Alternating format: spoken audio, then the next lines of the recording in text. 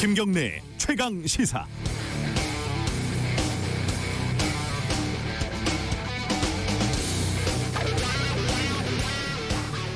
제가 주말에 너무 피곤해서요. 침대에서 일어나기가 꽤 힘들었습니다. 밥을 먹기만 하면 졸립고 머릿속에서 이상한 소리가 들리고 그랬습니다. 정말 이상한 일이죠. 금요일 밤에 술을 마실 때 누가 약을 탔는지, 그러고 보니까 밤 11시쯤에 우리 테이블에 취한 남자가 한 명 자기 테이블인 줄 알고 착각하고 앉았는데 그게 또 누군지, 택시기사도 괜히 말을 걸고 친한 척 했는데 그 기사는 왜 그랬는지, 택시에서 잠이 들었는데 왜 평소보다 집에 가는데 20분이 더 걸렸는지, 모든 게 의심스럽습니다. 제가 유스타파가 요즘 취재하고 있는 게 한명숙, 윤석열, 삼성 등등등. 이게 누군가 나를 노리고 있는 게 아닐까, 이런 걱정이 듭니다. 이 무슨 소설이냐고요? 대부분 음모론이라는 게 이렇게 만들어집니다. 암스트롱이 달 착륙이 허구라는 음모론도 그렇고요. 지구는 평평하다, 이 안티 코페르니쿠스적인 음모론도 그렇습니다. 주말에 머리가 아팠던 김경래의 음모론도 마찬가지입니다. 제가 주말에 머리가 아팠던 이유는 사실 평소보다 술을 많이 마셨기 때문입니다. 간단하죠. 택시기사가 오래 걸린 건 제가 집 주소를 제대로 못 대고 시간을 끌었기 때문이라고 하고요. 택시기사는 그냥 오지랖이 넓은 사람이라 말을 걸었던 거고, 취객은 그냥 취한 거고, 밥 먹으면 원래 졸린 겁니다. 김어준 씨가 제작에 참여한 유령선이라는 세월호 관련 영화의 음모론도 이런 틀에서 벗어나지 못합니다. 조금만 확인하면 영화는커녕 SNS에 올려도 부끄러운 사실들이 분명히 포함되어 있습니다. 민경욱 씨의 음모론하고 본질적으로 다르지 않습니다. 이 음모론을 검증하는 보도를 지난 주말에 뉴스타파가 내놨습니다. 유령선 측에서는 그걸 곧 뒤엎는 반론을 내놓는다고 합니다. 그랬으면 좋겠습니다. 7월 6일 김경래 최강시사 시작합니다.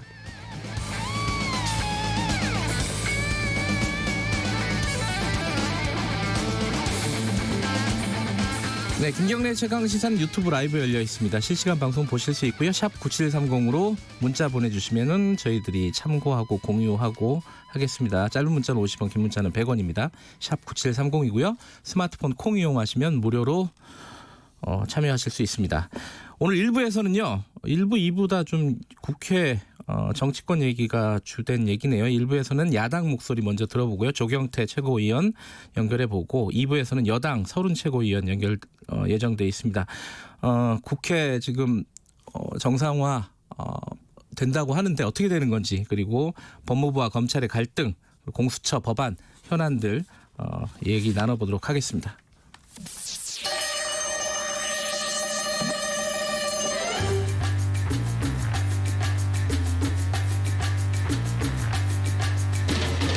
지난주부터 여러분들에게 퀴즈를 내드리고 정답 맞추신 분들에게 추첨을 통해서 시원한 아메리카노 쏘고 있습니다. 오늘 문제는 음악 퀴즈입니다. 그룹 방탄소년단의 멤버 슈가가 발표한 이 곡의 뮤직비디오가 최근 조회수 1억 뷰를 돌파해서 화제입니다. 한국 전통 국악을 차용해서 만든 이 노래에는 우리 전통 악기인 태평소, 꽹과리 소리가 어우러지면서 관심을 끌고 있다고 합니다. 이 노래의 제목은 무엇일까요? 지금까지 문제 중에 가장 어려운 것 같습니다. 1번 사물놀이, 2번 대치타, 3번 하여가. 정답 아시는 분들은 짧은 문자 50원, 긴 문자 100원 들어가는 샵 9730으로 보내주시기 바랍니다. 샵 9730. 1번 사물놀이, 2번 대치타, 3번 하여가. 정답 맞추신 분들에게 추첨을 통해서 시원한 아메리카노 커피 쿠폰 보내드립니다.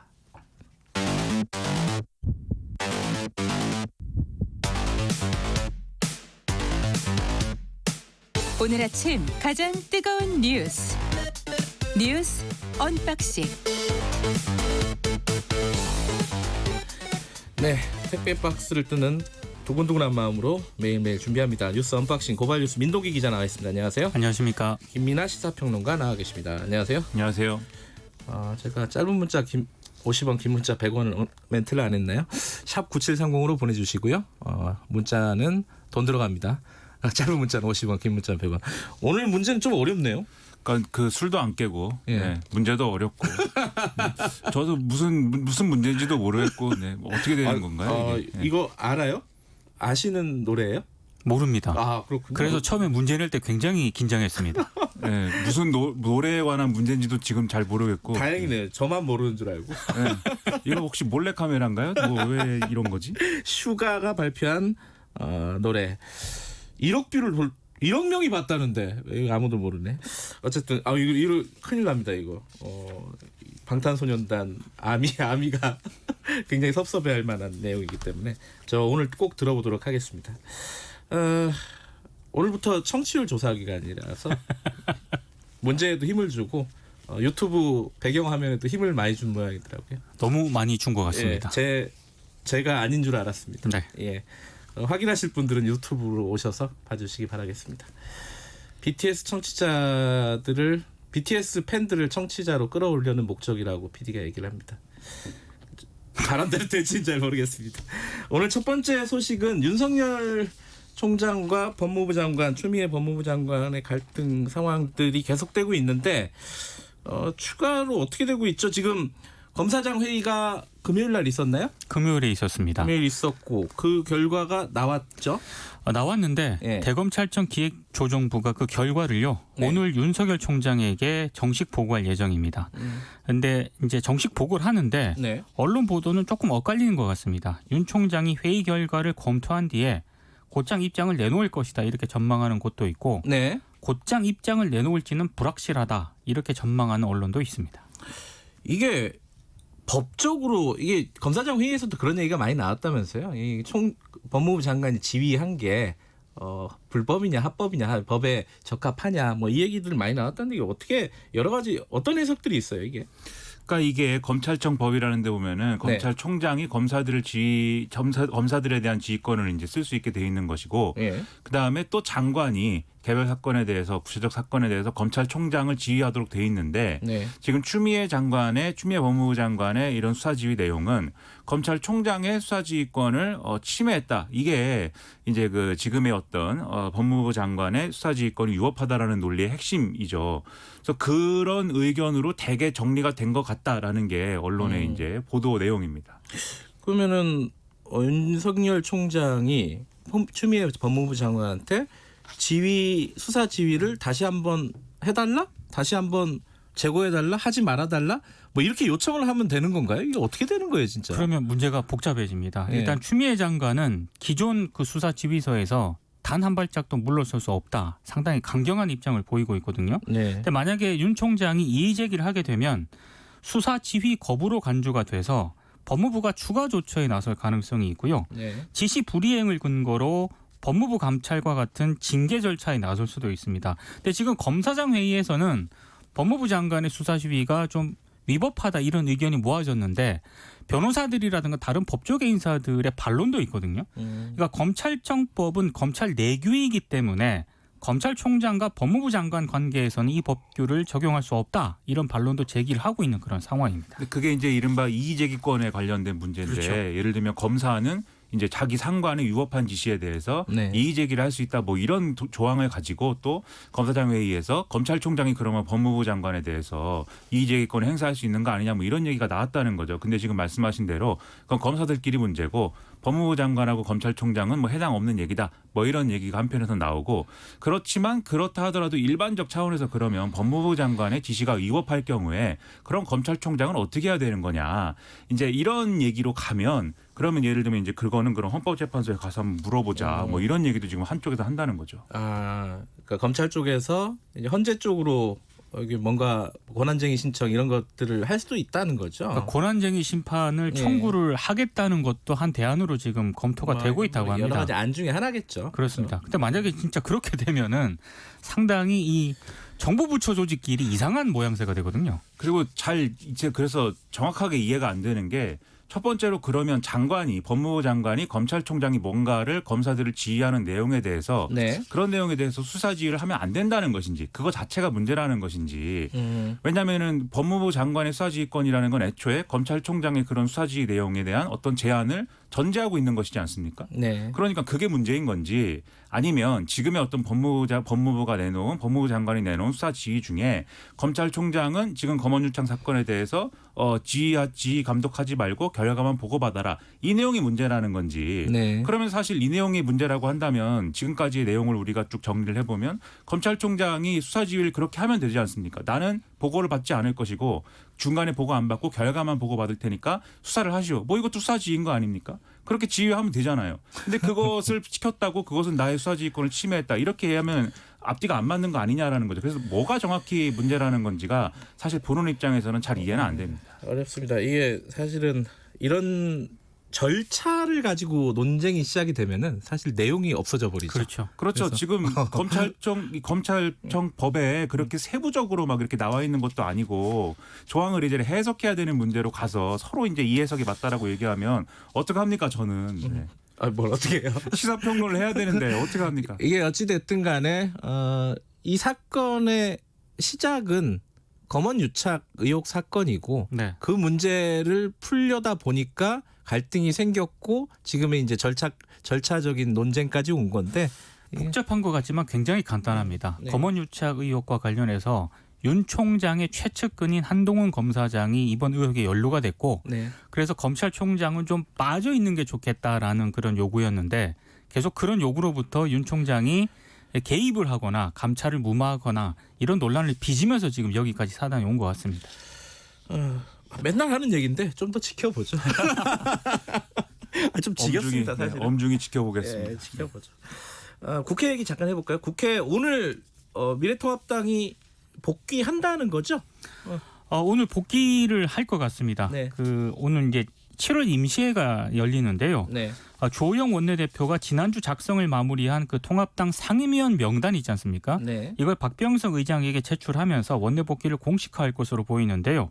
근데 일단 그 인사청문회하고 국회 부의장 그 정보위원장 선출 절차에도 성실히 임하겠다는 입장을 밝혔거든요. 네. 야당목 부의장 선출 절차도 조만간 진행을 하고 정보위원장 선출에도 협조하겠다는 그런 입장입니다. 들어가겠다. 그리고 지금 진행해야 될 청문회 그리고 상임위 구성에는 협조하겠다. 하지만 들고 가는 게 또 있죠. 그렇죠? 그렇죠. 뭐 애초에 국회를 떠난 적이 없다고 주장을 하고 있는데 들어가겠다가 아니라 원래 있었군요. 네. 네. 근데 지금 이제 뭐 요구와 새롭게 이제 새로운 건 아니죠 사실. 거론하고 있는 게 국정조사 그리고 특검도 뭐 이런 얘기를 하고 있습니다. 그래서 지금 뭐 이 남북미 간에 이런 뭐 그동안의 어떤 논란들이 있지 않았습니까? 존 볼턴 회고록이나 이런 걸 통해서 뭐 이 위장 평화 뭐 이런 얘기도 하고 그랬는데 그런 이제 대북 정책에 대한 이런 국정조사 이런 거를 주장하고 있고 네. 그다음에 정의기억 연대 관련 논란 그리고 윤미향 의원 관련 논란 이런 것들에 대해서 또 국정조사를 해야 된다 이 주장을 하고 있고요. 네. 그리고 원래는 추미애 장관에 대한 무슨 뭐 탄핵 뭐 이런 걸 언급했었는데 맞아요. 탄핵한다고 했는데. 네, 그런데 또 이제 새롭게 꺼낸 얘기는 검언유착 의혹 사건에 대해서 검찰은 손을 떼고 특검을 신속히 가동해야 된다 이렇게 얘기를 하고 있어서 네. 이런 주장들을 이제 하고 있는 상황입니다. 그리고 이외에 이제 뭐 공수처법을 이제 뭐 어떻게 하겠다는 건지 그다음에 또 지금 부동산 정책에 대해서 굉장히 논란이 많으니까 이것도 강하게 문제 제기를 하겠다라는 태도를 보이는 뭐 이런 상황인 거죠. 다른 부분에 대해서는 뭐 민주당 입장이 명확한 것 같은데 뭐 받지 못하겠다 국정조사 같은 경우에. 그렇죠. 근데 특검 지금 검언유착 의혹에 대해서 특검 추진하자고 하는 건 민주당 입장은 뭐예요? 그러니까 상황을 좀 지켜보겠다라는 여기도 입장입니다. 지켜보는군요. 다들 지켜보는구나. 네. 이게 왜냐하면 아직 윤 총장 입장도 나오지 않은 데다가 네. 법무부가 어떻게 대응할지도 아직은 나오지 않은 그런 상태이기 때문에 네. 이 정도까지는 보고 아마 입장을 정하겠다 이런 것 같습니다. 이 얘기 오늘 사실 1시간 내내 다룰 거기 때문에 여기까지만 하고 양쪽 당 연결해가지고 나중에 좀 정확하게 얘기 나눠보겠습니다. 지금 민주당은 당권 그 당대표 경선이 곧 있고요. 그죠? 네. 그리고 미래통합당 같은 경우에는 바깥의 인물이 몇 명이 이제 거론되고 이제 대선과 관련해서 대권과 관련해서 그 얘기 한두 마디씩 좀 짚어보죠. 먼저 민주당 상황은 민동기 기자가 일단 우원식 네. 그 민주당 의원이 당대표 경선에 불출마하겠다고 밝혔습니다. 우원식 의원은 불출마. 그러니까 홍영표 의원이 불출마했었거든요. 예. 그래서 지금은 이낙연 대 김부겸 전 의원 대결 양자 대결로 보이고 있습니다. 이낙연 의원은 내일 이제 출마 선언이 예정이 되어 있고요. 예. 김부겸 전 의원은 9일로 예정이 되어 있습니다.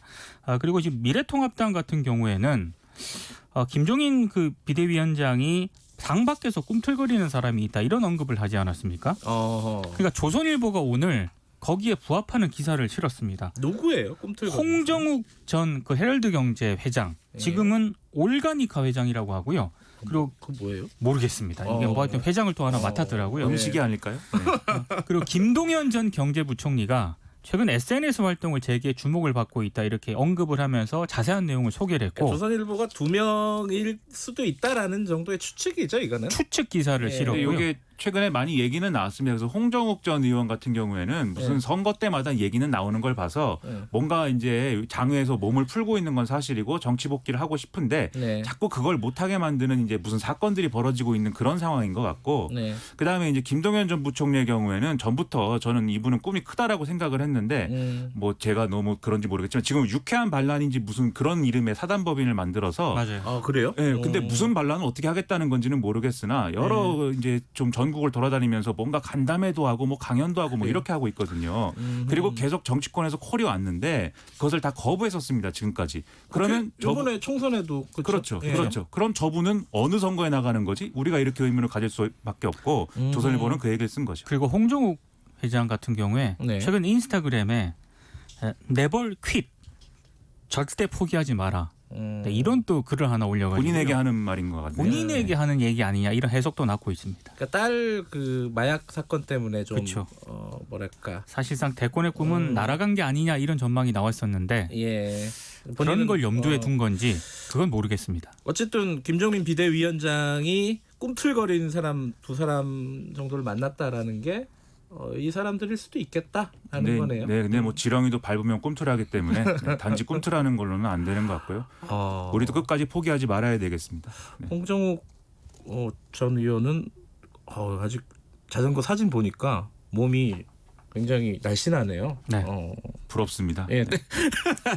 저도 언젠가 그런 몸을 가지고 싶네요. 여기 있는 세 사람과는 몸이 다른 것 같습니다. 저 오늘 유튜브 사진은 배를 깎았다 그럽니다. 이 포토샵으로. 아, 배를 수정했다. 아, 예. 수정했다 깎았다기보다는 예, 그렇답니다. 그래서 저가 아닌 모습을 볼 수가 있습니다. 오늘 계속 얘기할 거니까 여기까지만 듣죠. 두 분 고맙습니다. 고맙습니다. 민동기 기자 그리고 김민아 죄송합니다. 김민아 시사평론가였습니다. 지금 시각은 7시 37분입니다. 출근길 날씨 정보입니다. 오늘 어제보다 조금 더 덥겠습니다. 한낮 기온이 대구 29도, 서울 30도, 춘천, 세종 31도 등으로 어제보다 1, 2도 정도 높겠습니다. 하늘에는 가끔 구름이 많이 끼겠지만 오후에서 밤 사이에 내륙 곳곳에는 소나기가 내리겠고요. 밤부터 내일 새벽 사이에는 서울, 경기와 강원 영서 지역에 비도 조금 내릴 전망입니다. 한편 제주도에는 호우주의보가 발효 중인 가운데 장맛비가 오고 있습니다. 차츰 전남과 경남으로 확대되겠고 이 비는 오후에서 밤 사이에 그칠 전망입니다. 현재 서울의 기온은 22.5도입니다. 날씨 정보 송소진입니다. 이어서 이 시각 교통 상황을 KBS 교통정보센터 공인혜 씨가 전해드립니다. 네, 이 시각 교통정보입니다. 호우주의보로 제주고강 일부 여객기가 지연 운항되고 있고요. 남북권의 안개와 비 소식으로 출근길 더욱 조심히 운행하셔야겠는데요. 중부 내륙고속도로 창원 쪽 안개 구간인 성주 부근 1차로에서 승용차 단독 사고를 처리하고 있습니다. 이 밖에 출근 정체 경부고속도로 서울 쪽 기흥에서 수원, 판교에서 반포 쪽으로 길게 이어지고요. 서울 외곽고속도로 구리에서 판교 방향, 구리 휴게소부터 광암터널 구간 정체가 극심합니다. 또 서해안고속도로 목포 쪽 팔곡터널부터 비봉 사이도 더디니까요. 참고 이동을 부탁드립니다. KBS 교통정보센터였습니다. 최강 시사.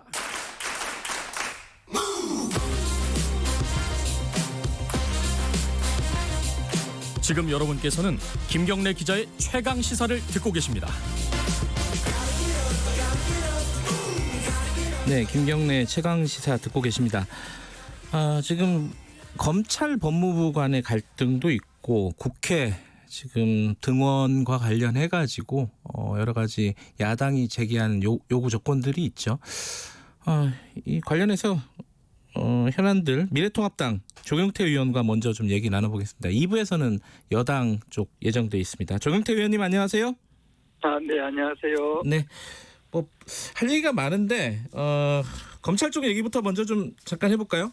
네네네. 윤석열 검찰총장이 지난주에 검사장 회의 열었고 이제 어떤 식으로 대응을 할지 오늘이나 뭐 내일이나 결정이 될 것 같아요. 어찌 됐든 법무부 장관이 수사지휘권 발동을 했고 검찰총장이 거기에 저항하는 듯한 뭐 그런 분위기입니다. 지금 분위기 자체는. 이 상황 전반적으로는 어떻게 보고 계신지 먼저 좀 듣고 시작해 보죠. 네, 지금 여러 가지 많은 의견들이 있습니다만은 네. 지금 이 법무부 장관을 네. 위시해서 정부 여당이 검찰을 힘으로 굴복시키려고서 또한 검찰을 길들이기 하려고 하는 의도가 있는 거 아니냐 하는 네. 점에 대해서 상당히 지금 벌어지고 있는 이 여러 가지 검찰과 정부의 네. 어떤 그런 관계가에 대한 국민적 시각에서는 썩 좋은 모습으로는 보이지 않는다 이렇게 보고 있습니다. 일단은 추미애 장관의 수사 지휘 관련해서는요. 이게 뭐 법적으로 장관이 할 수 있는 거고 보장돼 있는 것들을 한 거다. 이렇게 보는 쪽도 있지 않습니까? 뭐 여당에서는 그렇게 볼 텐데 그 부분은 어떻게 생각하세요? 예, 물론 그런 주장도 있을 수 있습니다만은 네. 검찰청법 12조에 보면은 네. 검찰총장의 지휘 감독 권한에 대해서 명시되어 있지 않습니까? 네. 이런 부분들에 대해서 좀 검찰의 독립성에 대해서 네. 그동안에 어떤 정권이 들어서더라도 상당히 보장하려고 노력을 했다는 부분, 네. 이 부분에 대해서는 좀 추미애 장관도 기억했으면 좋겠고요. 네.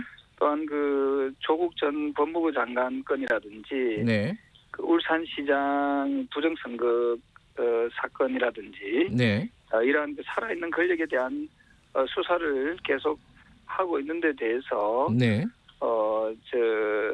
지금 현재의 법무부나 정권이 좀 더 지나친 간섭을 하려고 하는 거 아니냐. 네. 이런 보기가 참 안 좋다는 그런 반응들이 많이 있습니다. 보기가 안 좋다. 그러니까 이게 뭐 합법이냐 불법이냐를 떠나서 보기가 안 좋다. 일단 이런 말씀이신 건가요?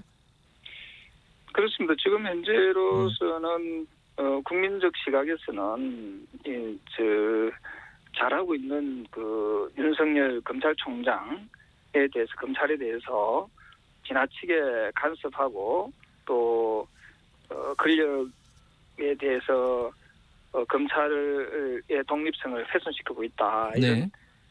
여론이 더 우세하지 않느냐 이렇게 보고 있습니다. 윤석열 총장은 어떤 선택을 해야 된다고 보십니까? 지금 여러 가지 선택지가 있을 거 아닙니까? 뭐 그대로 따르는 방법도 있을 거고 수사 지휘를 재검토해달라고 요구하는 방법도 있을 거고 뭐 헌재로 가는 방법도 있을 거고 여러 가지 선택지가 있는데 어떤 선택을 하는 것이 바람직하다고 보세요? 저는 국민들이 윤 총장이 지금 잘하고 있다라는 여론이 더 우세하고, 네. 그리고 앞서 말씀드렸던 대로 권력형 비리 수사에 대해서 네. 소신껏 저는 잘하고 있다 이렇게 보고 있습니다. 네. 그래서 이러한 부분에 대해서 더 이상 이 추미애 법무부 장관이라든지 네. 이 정부 여당에서 네. 검찰을 흔들려고 하는 네. 그런 모습은 지금이라도 즉각적으로 중단해야 된다. 바람직한 모습이 아니다 이렇게 보고 있습니다. 검찰의 독립성, 예. 수사에 대한 독립성과 정치적 중립성을 보장해줘야 된다 네. 하는 생각이고요. 네. 그동안 더불어민주당도 야당일 시절에 예. 검찰의 독립성을 계속 주장해 왔지 않습니까? 예.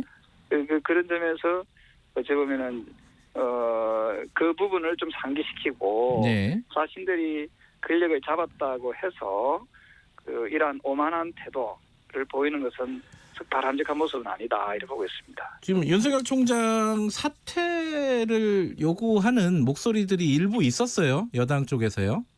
그렇습니다. 예.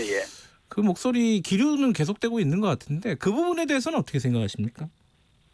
방금 말씀드린 대로 이 민주당이 야당인 뜻이되 예.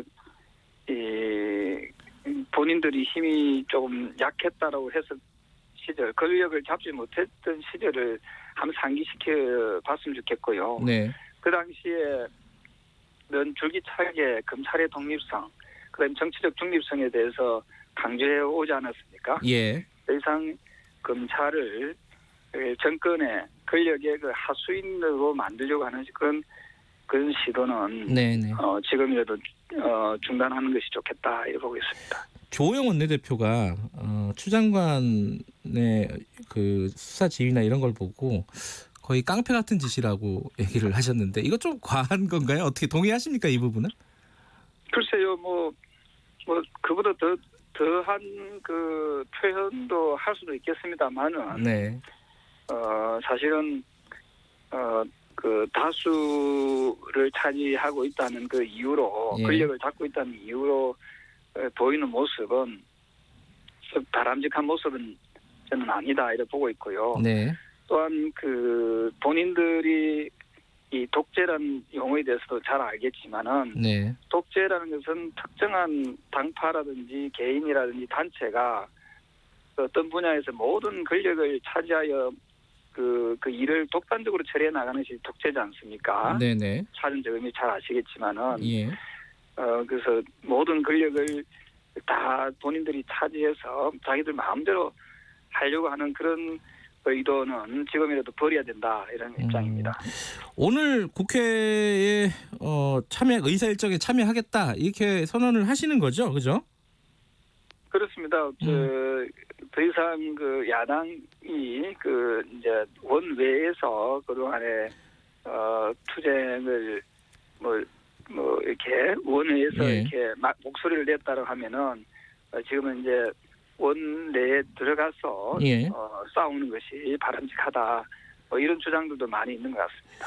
일단은 들어가면서 요구를 한 게 이제 그 정의연 윤미향 의원과 씨 사건 예, 관련된 국정조사 그리고 채널A 검언 유착 의혹과 관련된 특별검사 특검 예. 이런 것들을 요구하셨는데 이게 지금 숫자적인 열세 때문에 이제 민주당에서 안 받으면 참 이게 돌파하기가 어려운 거 아니겠습니까? 이게 어떻게 사실은 예. 이 여당도 더불어민주당도 정신을 차려야 될 것이 예. 그 정의연의 그 윤미향 씨 사건 같은 경우는 상당히 문제가 있는 사건이거든요. 네. 이런 부분에 대해서는 그 특검을 안 받을 국정조사나 특검을 안 받을 이유가 없다고 생각을 합니다. 그리고 그 대북 정책에 대해서도 네. 그 꼼꼼히 야당이 좀 살펴볼 계획이고요. 예. 그리고 검은 문제, 유착 문제에 예. 대해서도 그 여당도 진실을 밝히기를 원한다면은 네. 야당의 주장에 대해서 본인들이 굳이 마다할 이유가 없지 않느냐 하는 겁니다. 그리고 이 의회 민주주의를 복원시키기 위해서라도 네. 그 야당의 그 이러한 그 견제 기능마저 네. 무력화시키려고 하는 그런 여당 이제 더 이상 국민들도 바라지 않을 것이다 이렇게 보고 있습니다. 추미애 법무부 장관 탄핵소추는 어떻게 되는 겁니까? 진행을 하시는 건가요? 네, 그 부분도 이제 그 계속 고민을 하고 있고요. 그래서 그 추미애 법무부 장관이 이 더 이상 이 오만함을 네. 물론 본인 개인이 뭐 그래 하겠습니까만은 네. 어쨌든 추미애 법무부 장관이 그 위치에 있기 때문에 네. 본인으로서도 장관으로서 좀 뭔가 이 검찰을 길들이게 하는 그런 모습은 이제 더 이상 보이지 않았으면 좋겠다. 뭐 그런 입장입니다. 그런데 이제 특검하고 이 탄핵소추, 법무부 장관 탄핵소추 이런 것들은 거의 같은 건으로 지금 진행이 되는 건데 이게 동시에 진행을 하시는 건지 이제 어떤 선택의 여지가 있는 건지 어떻게 보세요? 그 부분은 이제 원내 지도부가 네. 그 판단해서 해야 될 그런 그 의사결정이 좀 그런 부분이 좀 더 강한 것 같고요. 예. 어쨌든 그 장관에 대한 그 탄핵소추에 대한 얘기가 나왔다는 것 자체가 그동안 보여줬던 그 추미애 장관에 대한 언행에 대해서 네. 매우 그 여론을 반영한 것이다 이렇게 보시면 되겠습니다. 그 공수처가 이제 7월에 의사 일정 중에 가장 좀 격돌할 수 있는 여야가 그런 우려가 있는 부분인데 공수처에 대해서는 전혀 협조할 여지가 없는 거니까 아니면은 추천위원회 구성까지는 가는 겁니까? 어떻게 보세요? 뭐 국민들께서 요즘 더 잘 알고 계시겠지만 네. 공수처를 왜 만드는지 대해서는 저는 지금도 이해가 잘 안 되거든요. 네. 저는 그 옥상옥을 만들어 가지고 네. 그 권력을 계속해서 장악해 나가겠다 네. 하는 것은 저는 썩 바람직한 모습이 아니라고 생각합니다. 그 많은 국민들께서 물어보면은 지금 검찰이 좀 잘하고 있지 않습니까? 그리고 지금 잘하는 검찰에 대해서도 이렇게 압박하고 핍박하고 있는데 저 공수처를 만들어서 그들 마음대로 또 마음대로 권력을 휘두르겠다는 그런 의도로 보기 때문에 네. 저희 당에서는 공수처가 만들어지는 그 과정도 그 법이 통과되는 과정도 일방적으로 통과시켜지 않습니까? 그래서 네. 저희가 정권을 잡게 되면은 반드시 이 공수처 부분하고 그다음에 연동형 비례대표제 부분 이 두 가지는 반드시 폐지시키겠다 그런 생각을 하고 있습니다. 정권을 잡게 되면요? 예, 우리가 정권 잡게 되면 그럼 이런 옥상옥의 이 조직은 없애야 예. 된다는 입장이고요. 예. 굳이 그 옥상옥의 조직을 만들어서 그 자기들 권력 그 하에 두겠다는 것은 예. 이건 이 독재적 발상이다 이렇게 보고 있는 거죠. 근데 지금 그 여당 입장은 법을 바꿔서라도 공수처를 추진하겠다라는 건데 거기에 대해서는 어떻게 방법이 좀 있으신가요? 그 자기들이 하겠다고 하면은 우리가 막을 수 있는 방법은 없습니다. 근데 네. 이 부분에 대해서는 국민들이 판단을 하실 거라고 보고 있습니다. 예. 왜 굳이 지금 이 시점에 굳이 그 7월 중에 그것도 네. 못을 박아서 공수처를 출범시키려고 강행하려고 하는지에 대해서 저는 국민들이 더 잘 알고 계신다 보고 있고요. 네.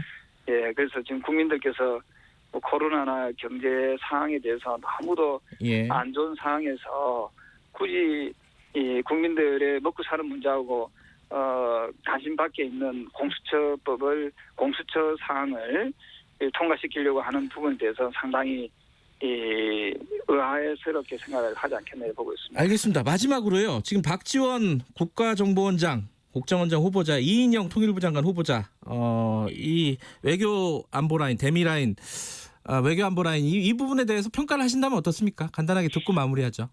글쎄요, 어찌 보면은 북한에 좀 지나치게 호의적인 인사들로 임명돼 있다는 그런 목소리가 많이 있고요. 네.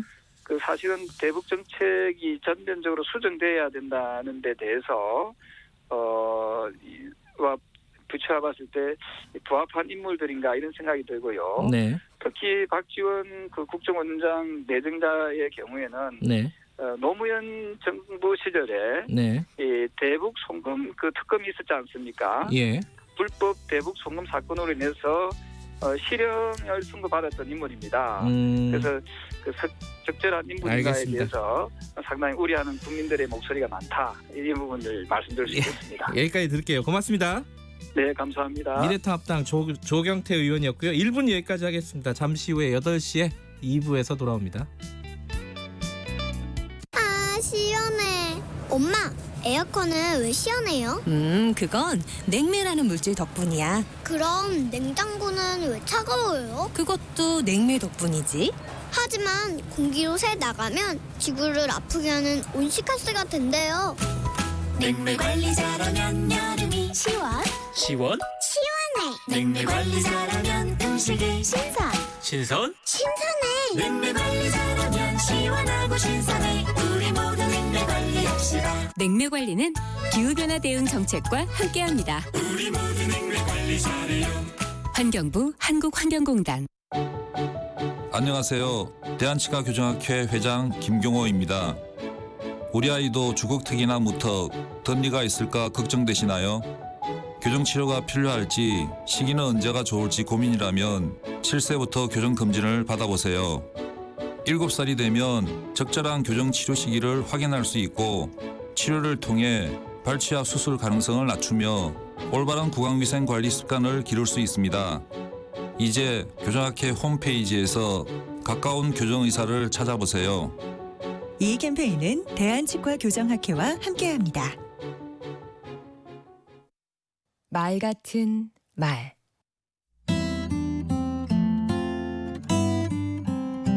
안녕하세요. 강원국입니다. 학업이나 직장 생활을 하다 보면 피할 수 없는 게 프레젠테이션과 브리핑이지요. 영국의 언어 철학자 폴 그라이스는 대화의 4가지 원리를 강조했습니다. 바로 양과 질, 관련성, 방법의 원리인데요. 이 4가지는 발표에도 그대로 적용됩니다. 먼저 양의 원리. 듣는 사람에게 필요한 만큼의 정보만 제공해야 합니다. 둘째, 질의 원리는 진실하고 정확한 정보만 제공해야 한다는 뜻입니다. 셋째, 관련성의 원리인데요. 말하는 내용이 발표의 목적과 주제, 맥락에 맞아야 한다는 얘기입니다. 때와 장소, 상황, 그리고 듣는 사람의 관심과 수준에 맞춰 말하는 것도 중요합니다. 넷째는 방법의 원리. 간결하고 명료하게 발표해야 한다는 겁니다. 이 점에서 모범을 보인 사람이 스티브 잡스입니다. 아하. 그의 프레젠테이션은 쉽고 단순합니다. 핵심적이고 간결합니다. 그리고 실질적입니다. 효과적인 발표를 하려면 이 4가지 원리를 지키면서 추가로 3가지에 유의해야 합니다. 첫째, 사진과 그림, 도표나 영상 자료 같은 시청각 자료를 활용하는 게 좋습니다. 둘째, 목소리와 표정, 몸짓과 손짓에 신경 써야 합니다. 생동감 있고 확신에 찬 어조로 표정은 밝게, 시선은 참석자들과 고루 마주쳐야 합니다.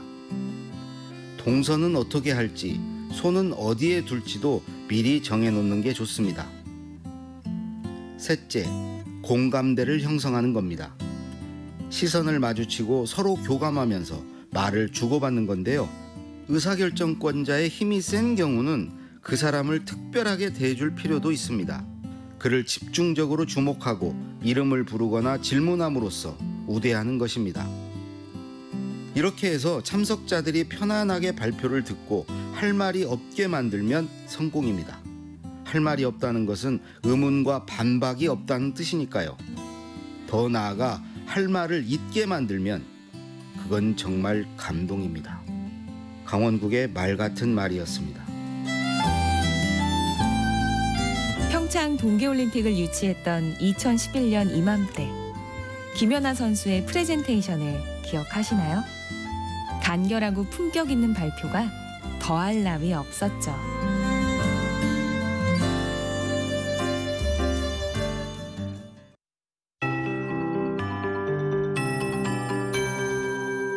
KBS 58분 날씨. 이번 주 소나기가 자주 내릴 전망입니다. 소나기 구름은 낮 동안 기온이 크게 오르면서 대기가 불안정해져 만들어지기 때문에 소나기는 오후에서 밤 사이에 주로 내려서 퇴근길에 대비해서 작은 우산을 챙겨 다니시면 좋겠습니다. 오늘 전국에 가끔 구름이 많이 끼다가 강원 영서와 충청 내륙, 전북과 경북 내륙을 중심으로 오후에서 밤 사이 천둥 번개를 동반해 5에서 40mm 정도의 소나기가 내리겠습니다. 또 밤에는 북쪽으로 약한 비구름이 지나가면서 서울, 경기와 강원 영서 지역에 비를 뿌릴 것으로 예상됩니다. 오늘 낮 기온은 광주가 28도, 대구 29도, 서울 30도, 춘천, 세종 31도 등으로 어제보다 1, 2도 정도 더 오르면서 대부분 30도 안팎의 더위가 나타나겠고요. 습도도 높아서 후텁지근하게 느껴지는 곳이 많겠습니다.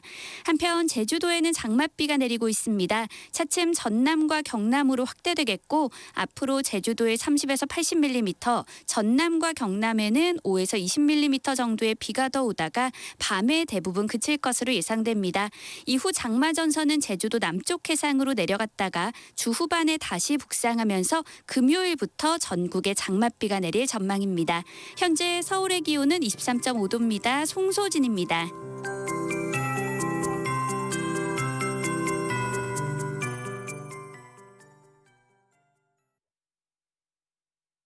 정성을 다하는 국민의 방송 KBS가 8시를 알려드립니다. AM 711kHz, FM 97.3MHz, KBS 1라디오입니다. HLKA.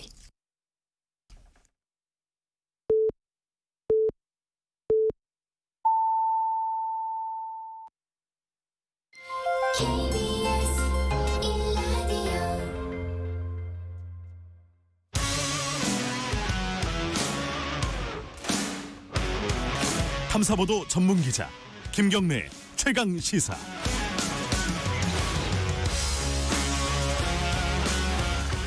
김경래 최강 시사 2부 시작하겠습니다. 1부에서 저희들이 조경태 미래통합당 최고위원과 각종 현안에 대해서 검찰 그리고 국회 현안에 대해서 얘기를 나눠봤는데요. 2부에서는 여당 쪽 얘기 좀 들어보겠습니다.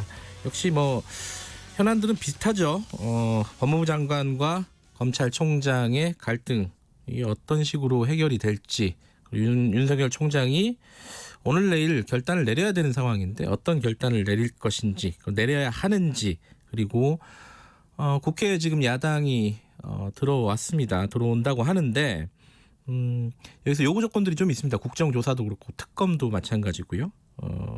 이런 부분에 대해서 여당은 어떻게 생각하는지 오늘은 더불어민주당 서른 최고위원과 얘기 나눠보겠습니다. 서른 의원님 안녕하세요. 네, 안녕하세요. 서른입니다. 네, 이제 윤석열 총장이 검사장 회의 거쳤고 지난주에요. 오늘 내일 뭐 어쨌든 결정을 해야 되는 상황입니다. 어떤 결정을 할 거라고 예상하는지 어떤 결정을 해야 된다고 보는지 조금 다를 수는 있는데 어떻게 보십니까 이 부분은? 지난번 3일이죠. 네. 고검장 회의를 했는데 네. 여기서는 전문 수사자문단 심의는 이제 중단해야 된다. 네. 장관 지휘를 받아들여야 한다. 그런 의견이 많았던 거로 알려져 있죠. 네. 그다음에 이제 중앙지검 수사팀은 이 독립적 수사 보장을 위해서 검찰총장은 보고만 받도록 해야 한다. 네. 이 부분은 또 조금 이 비판적으로 본 것 같고요. 예.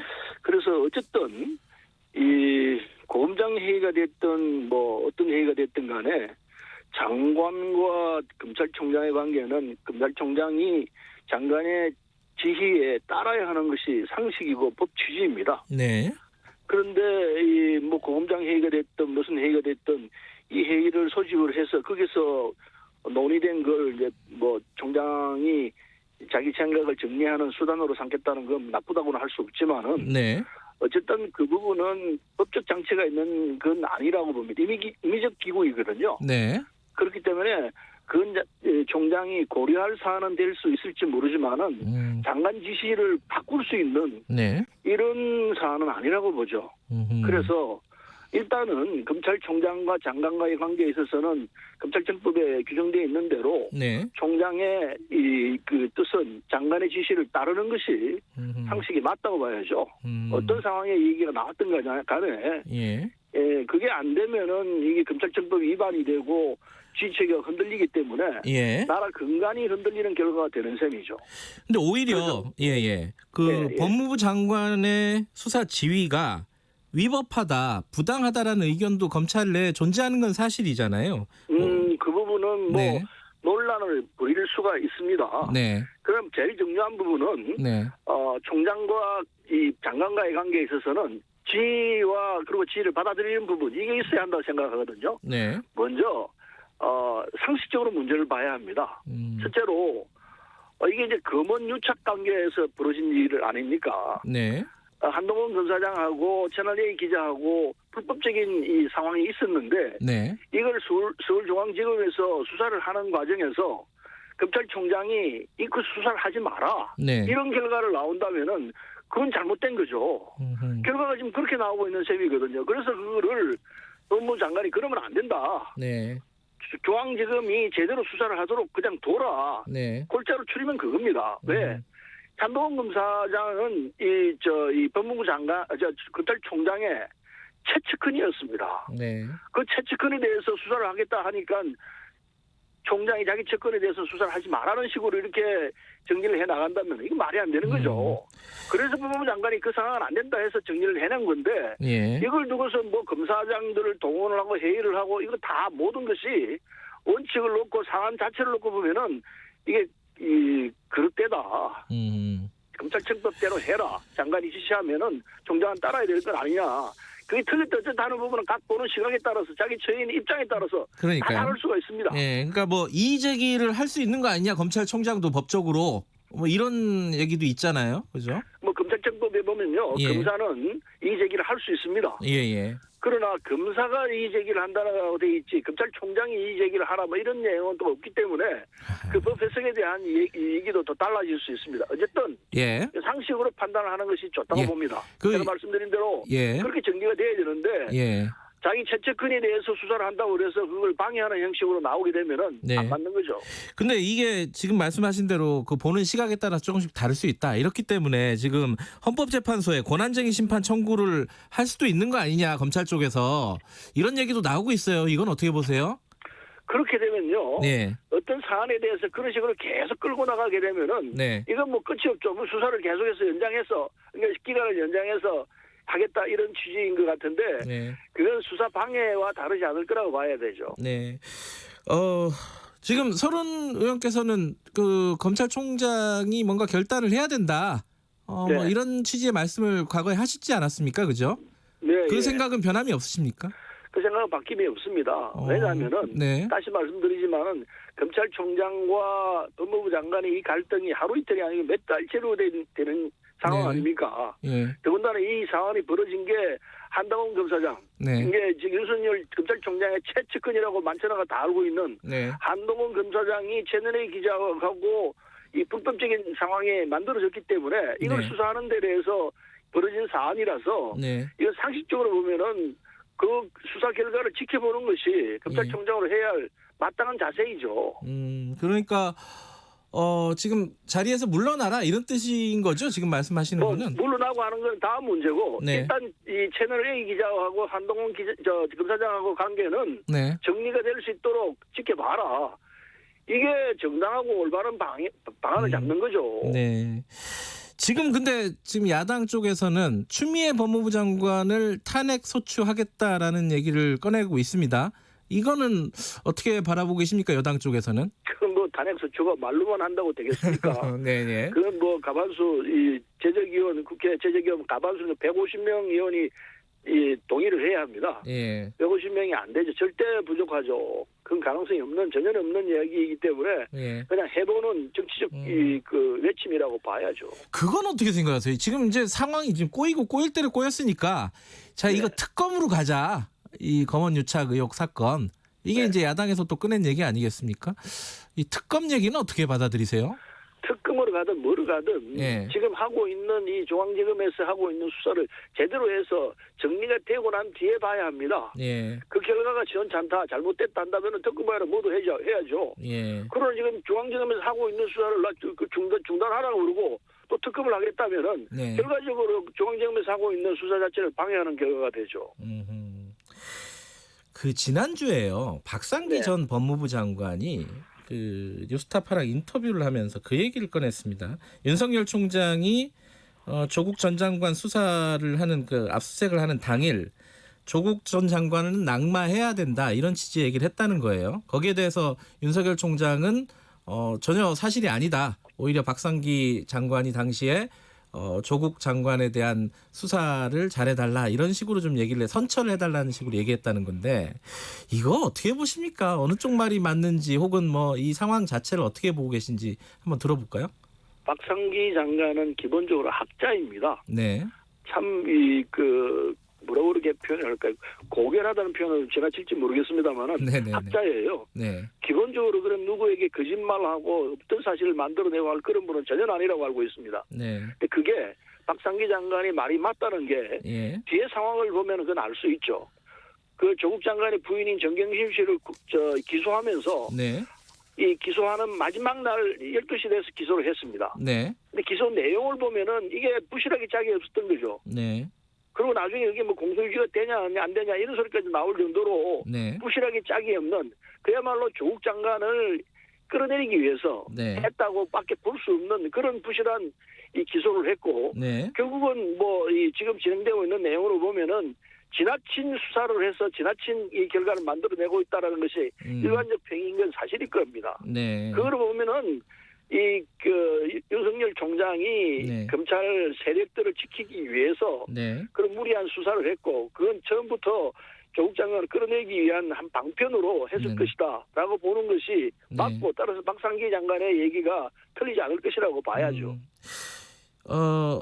최근에 나온 한국갤럽 여론조사 들어보셨을 겁니다. 이거 간단하게 읽어드리면은 6월 30일부터 7월 2일까지 전국 만 18세 이상 남녀 1000명을 상대로 실시한 휴대전화 RDD 표본 플레인 무작위 추출 집전화 15% 포함이고요. 응답률은 11%고 표본 오차는 95% 신뢰 수준의 플러스 마이너스 3.1%포인트. 자, 여기서요. 추미애 장관과 윤석열 총장 관련해서 긍정평가, 부정평가 얘기가 나왔어요. 근데 이게 굉장히 팽팽합니다.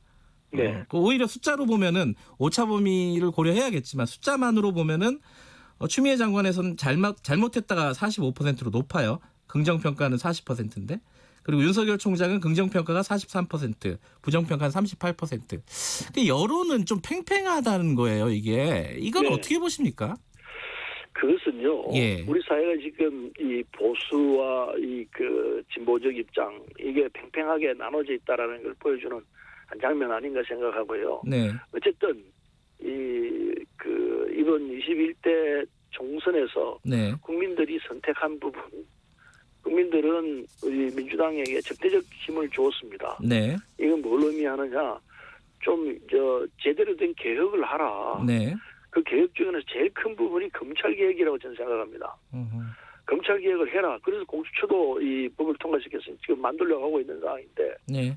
그래서 물론 이제 상황마다 건건마다 다를 수 있습니다. 이런 결과도 다를 수 있고 하지만은 적어도 21대 총선이라는 결정적인 이런 상황, 국민들이 모든 걸 종합적으로 결심해서 선택을 한 이 상황에서 나온 결과, 이거를 우리가 이게 가볍게 보면 절대로 안 된다고 생각하죠. 모든 게 국민의 뜻이 거기에 달려 있다고 봐야 될지언정 그러면은 이 상황에서 검찰 개혁을 하라는 것이 국민의 절대적인 지지라고 봐야 되는데 그런데 지금 윤석열 총장은 검찰 개혁하고는 다른 방향으로 가는 듯한 이런 이 몸짓을 하고 있기 때문에 이게 과연 이 21대 총선에 보는 국민들의 시각하고 같을까 이런 생각을 아니할 수 없죠. 국민의 생각은 조금씩 바뀝니다. 뭐 1월달에 생각하고 12월달에 생각하고 보면은 굉장한 변화가 일어날 수 있는데 그럼에도 불구하고 국민들이 검찰 개혁에 대한 기대는 엄청나다는 사실을 우리가 알고 있지 않습니까? 그래서 그런 차원에서 본다면은 검찰 측이 자신들의 권한을 유지하기 위해서 몸부림칠 게 아니고 국민의 시각에 맞춰서 검찰 개혁을 앞서려고 해야 한다고 봅니다. 지금 야당이 오늘부터 국회에 합류를 하는 건데 의사 일정에요. 지금 공수처법을 지금 법적 시한이 15일 날까지 뭔가를 해야 된다고 지금 여당 쪽에서 계속 얘기하고 있잖아요. 근데 전혀 협조할 뜻은 없는 것 같습니다. 지금 조경태 의원과 좀 전에 인터뷰를 한 바로도 그렇고요. 이러면은 이해찬 대표 말대로 뭔가 법을 개정해서라도 단독으로 공수처 출범을 시키는 건가요? 어떻게 보십니까? 뭐 지금 미리 앞질러서 법 개정까지 해서 공수처 출범시켜야 한다고 이야기하기에는 시기상으로 좀 잘못됐다 생각하고요. 우리 노력을 해야 합니다. 최선을 다해서 야당을 설득하고 그리고 공수처를 출범시키도록 이렇게 해야 되는데 정말 안 된다면은 그때는 이제 달리 생각을 해야 되겠죠. 근데 그때는 상황이 어떤 상황이 올지는 그때 가서 봐야지. 지금 미리 법 개정까지 해야 한다고 하기에는 좀 이르다고 생각합니다. 그러니까 지금 법으로는 야당이 비토권을 갖고 있기 때문에 사실상 불가능한 거잖아요. 야당이 협조를 안 하면은. 그러나 구성은 해야 한다고 생각합니다. 지금 지금 공수처는 7분의 위원으로 만들어서 그 중에서 2사람이 반대하면은 안 되도록 돼 있거든요. 7분 중에서 최소한 6분이 찬성을 해야 합니다. 그러니까 지금 야당은 2명을 선택할 권한이 있습니다. 그렇기 때문에 야당은 절대적으로 지금 공수처장에 대해서 네. 반대할 수 있는 그 숫자를 쥐고 있는 셈이죠. 네. 그런 구조이기 때문에 야당 입장에서는 일단 구성을 해야 한다고 봅니다. 왜냐하면 법이 지금 가동 중에 있는 상황이기 때문에 네. 공수처를 출범을 시켜야 되는 게 모두의 의무이죠. 추천위원회부터라도 먼저 구성하자 이런 말씀이시네요. 그렇습니다. 예, 추천위원회 구성해서 네. 이 공수처를 구성을 하고 그다음 네. 장을 결정하는 문제는 그건 서로 또 논의를 하면 됩니다. 그런데 구성 자체도 안 하겠다 하면은 법 자체를 없애버리겠다는 이런 취지이기 때문에 그건 전혀 잘못된 생각이라고 봐야죠. 이 법 자체에 반대한다는 거죠 지금 미래통합당 얘기는. 예. 그러나 그건 법은 이미 통과되었습니다. 통과된 법이기 때문에 예. 지금 진행 중인 사안인데 그걸 안 된다고 한다면은 예. 그건 또 다른 차원이죠. 예. 지금 외교안보 라인 새 진용이 갖춰졌습니다. 지금 이제 인사청문회도 남아있고 한데 지금 아까 조경태 의원이 이렇게 평가를 했습니다. 외교안보 라인 새로운 안보 라인에 대해서 북한에 대해서 지나치게 호의적이다. 그리고 후보자들이 적합하지 않다. 예를 들어 대북 송금 관련해서 유죄 판결 받은 전력도 있고요. 박지원 국정원장 내정자 그리고 이인영 통일부 장관 내정자 어떻게 생각하십니까? 이 평가에 대해서는? 저는 이게 대통령께서 고심고심 끝에 내린 결단이라 생각해서 네. 내용을 보면은 미국 간의 대화를 재개할 수 있도록 우리가 최선을 다해서 뒷받침해주겠다. 네. 이런 의지가 담겨 있다 생각하고 예. 그리고 이 뜻을 북측도 이해하리라 생각을 합니다. 그래서 북미 회담이 재개되는데 상당한 기여를 할 수 있는 그 팀워크다. 이렇게 생각하고 네. 아마 미국 쪽도 지금 사람들이 와서 얘기를 하고 하니까 미국 회담이 안 열린다고 그렇게 단정할 필요는 없습니다. 네. 최선희 제1부상이 할 필요 없다는 식으로 그렇게 얘기했지만은 얘기했죠. 예. 근데 그게 자세히 들여다보면 꼭 안 하겠다고 하기에는 좀 힘든 상황이 있어요. 네. 왜냐하면은 북한과의 관계에서는 안 한다고 탁 잘라서 얘기했다가도 금방 또 급변적으로 변하는 경우가 있거든요. 예. 이번에 이제 이번에도 그런 상황이 왔었죠. 네. 그래서 남북 관계, 북미 관계에 있어서는 이게 안 된다고 단정을 했다 하더라도 그게 네. 상황에 따라서 또 급반전되는 상황이 얼마든지 있으니까요. 네. 일단은 17년에 전쟁 일부 직전에 가다가 18년에 평창올림픽이 되면서 평화무도로 확 바뀌게 되거든요. 네. 그런 사례가 얼마든지 있죠. 네. 그래서 남북 관계에 있어서는 변화무쌍하기 때문에 네. 그 상황을 잘 컨트롤할 수 있는 그런 인적 그 배치가 된다면은 얼마든지 가능하죠. 이분이 그런 걸 감안해서 대통령께서 감안해서 좋은 사람들로 진용을 갖췄다 저는 그렇게 보고 있습니다. 알겠습니다. 오늘 말씀 여기까지 듣죠. 고맙습니다. 네, 감사합니다. 예, 더불어민주당 서른 최고위원이었습니다. 공정하고 깊이 있게 오늘 하루 이슈의 중심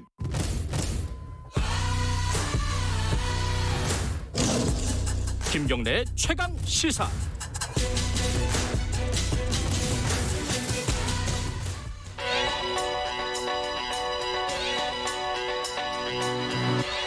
최강 시사 김수민의 눈.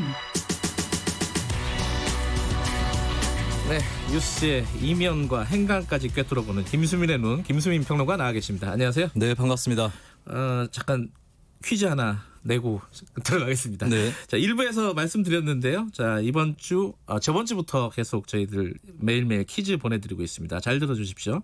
그룹 방탄소년단 멤버 슈가가 발표한 이 곡의 뮤직비디오가 조회수 1억 뷰를 돌파해서 화제입니다. 한국 전통 국악을 차용해서 만든 이 노래에는 태평소, 꽹가리 소리가 어우러져 있습니다. 이 노래의 제목은 무엇일까요? 1번 사물놀이, 2번 대치타, 3번 하여가. 어려운 문제인 것 같습니다. 정답 아시는 분들은 샵 9730으로 짧은 문자 50원, 긴 문자 100원 들어갑니다. 정답 맞추신 분들에게 시원한 아메리카노 커피 쿠폰 추첨해서 보내드리겠습니다. 이 노래 들어보셨어요? 살짝 들어봤어요. 네. 역시 아까 그 세 명 다 못 들었다고 해가지고 그러세요? 굉장히 미안했는데 네. 들어보신 분이 여기 있군요. 예, 저는 오늘 꼭 들어보도록 하겠습니다. 노래 좋나요? 네, 괜찮습니다. 네. 알겠습니다. 자, 오늘은 아까 저희들이 여당 야당 얘기를 쭉 들어봤어요. 지금 네. 특히 이제 가장 큰 쟁점 중에 하나가 법무부 장관하고 검찰총장의 지금 갈등 상황 아니겠습니까? 요 얘기를 좀 풀어주신다고. 예. 네, 정치권 최대 쟁점, 법조계를 넘어선 쟁점이 되고 말았죠. 네. 오늘 주제는 대선 고지와 우면산 전투라는 제목으로 이게 왜 우면산 과천에 법무부 청사가 있고 예. 그리고 대검찰청은 서초동에 있죠. 아. 그 사이에 우면산이 있습니다. 그쪽에 대선 고지가 혹시 있는 것인가 이런 생각이 들더라고요.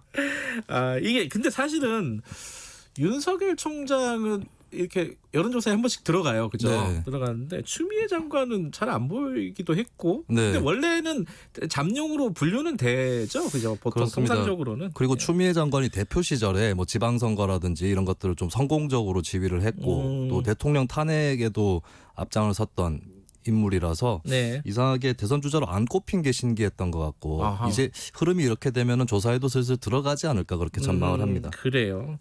거기 뭐 여론조사가 최근에 나온 게 있어갖고 아까 우리 서른 의원에게 제가 물어본 부분도 있는데, 네. 그거를 한번 좀 분석을 좀 해봐야 될 것 같아요. 예, 일단은 그 두 사람에 대해서 대선 주자로서의 지지율 말고 그렇죠. 직무수행 평가율에 대해서 한국갤럽에서 조사를 한 것인데 아까 전에 뭐 개요는 말씀을 드렸죠. 예, 근데 네. 이런 조사를 자주 하나요? 난 처음 본 것 같기도 하고. 저도 대통령 시도지사 조사는 많이 봤지만 그러니까요. 장관 그리고 심지어 공무원인 검찰총장에 대해서 네. 워낙 이제 이게 팽팽하기도 그렇죠. 하고 여러 가지로 이제 네. 관심이 많으니까 여론의 바로미터가 될 수는 있다고 보여지는데요. 갤럽에서 조사를 한 거죠. 그 예. 결과를 간단하게 요약하고 시작해 볼까요? 예, 추미애 장관에 대해서 긍정평가 40%, 잘못하고 있다 부정평가가 45%가 나왔습니다. 오차범위 내긴 해요. 그죠? 그렇습니다. 낸데, 어느 쪽도 아니다. 모름 응답 거절 이런 답변 유보는 15%가 네. 나왔고요.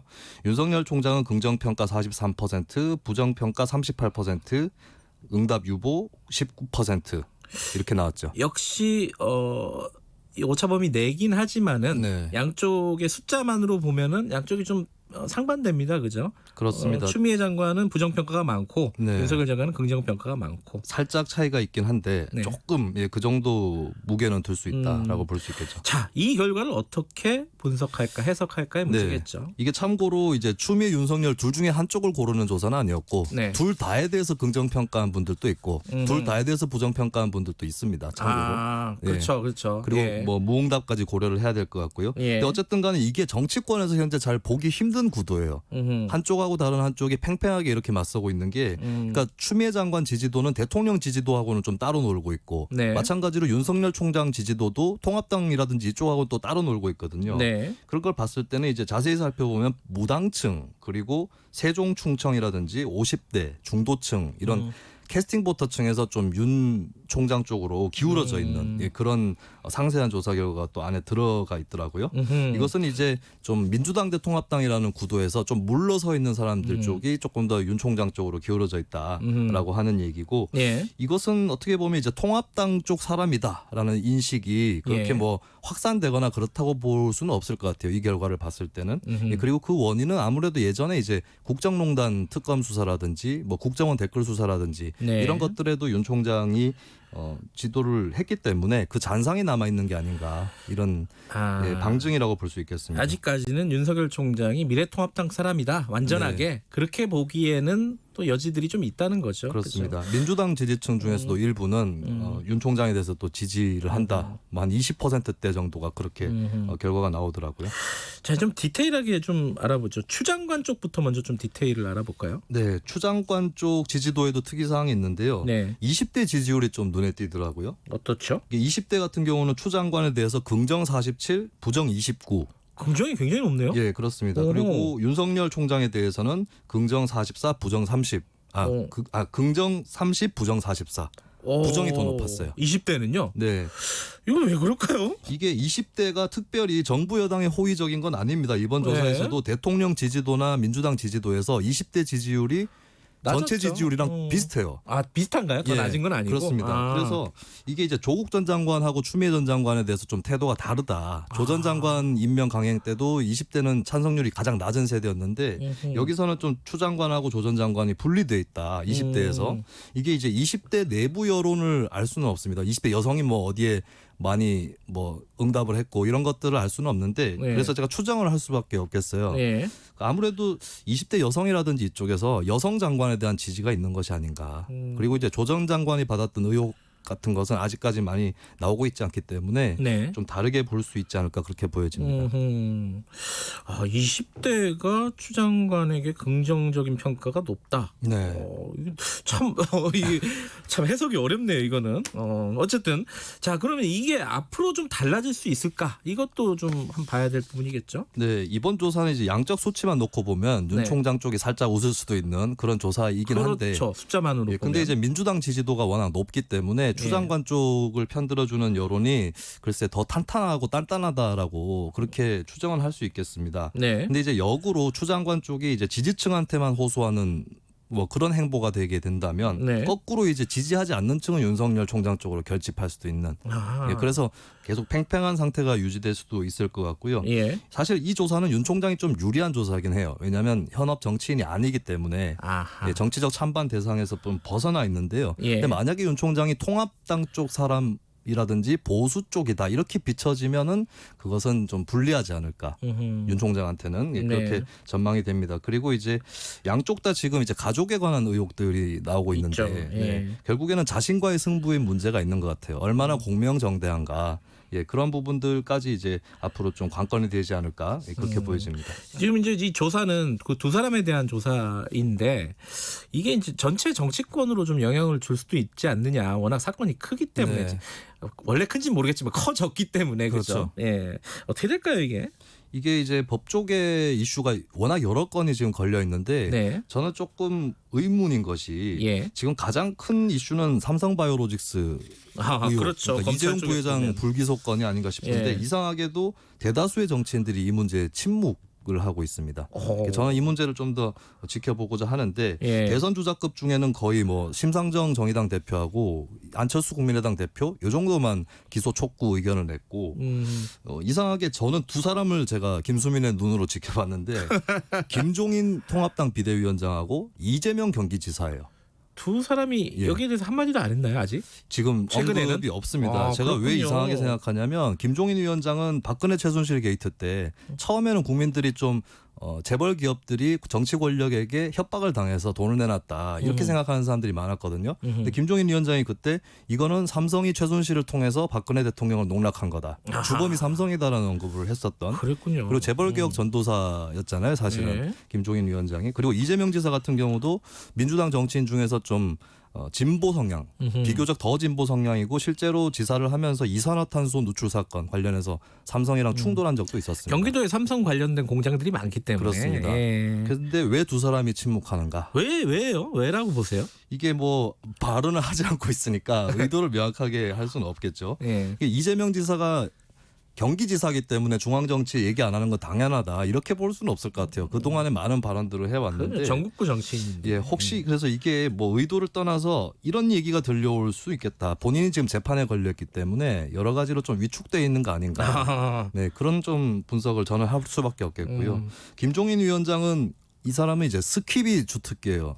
이렇게 본인 당의 불리한 이슈들은 그냥 넘어갑니다. 그리고 이 건도 기소가 되든 안 되든 민주당이 더 큰 책임을 질 거다 이렇게 보고 있는 것 같습니다. 그래서 넘어가겠다. 민주당이 알아서 해라. 검찰이 알아서 해라. 이런 입장이 아닐까 싶어요. 검찰발 이슈들이 앞으로 어떤 정치권에 어떤 영향을 미칠지 정리하면서 마무리하죠. 네, 저는 통합당이 사실 굉장히 아이러니한 처지가 됐다고 보는 게 치고 들어갈 자리가 별로 없다. 그러니까 윤석열 총장 쪽으로 여론이 유리해지면 그건 윤 총장의 수혜가 되고 불리해지면 그건 민주당의 수혜가 된다. 통합당의 초란 현실을 좀 보여주고 있다라고 보고 있는 거고요. 그리고 여권이 좀 주의해야 될 것은 현재 이제 라임이라든지 옵티머스 펀드 관련해서 수사가 나오고 있고 여권 인사들이나 청와대 행정관 이름들이 계속 거론이 되고 있어요. 계속 이름들은 나오고 있어요. 근데 이게 이제 소수의 개인적 일탈이면은 여권에 큰 타격은 없을 텐데 그게 아닌 경우에는 차기를 준비하는 주자들이 어떤 입장을 표명해서 또 차별화할 것이냐 이 위기를 어떻게 극복할 것이냐 그것 관건이 될 것으로 보입니다. 알겠습니다. 여기까지 듣죠. 김수민의 눈이었습니다. 고맙습니다. 네, 감사합니다. 2분 여기까지고요. 잠시 후 3부에서 뵙겠습니다. 일부 지역국에서는 해당 지역 방송 보내드립니다.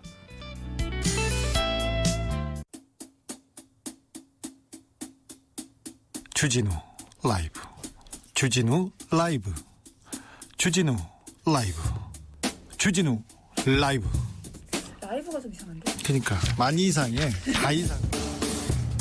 매일 오후 5시 5분 주진우 라이브. 내일은 좀 더 나아질 거예요. 확실해요.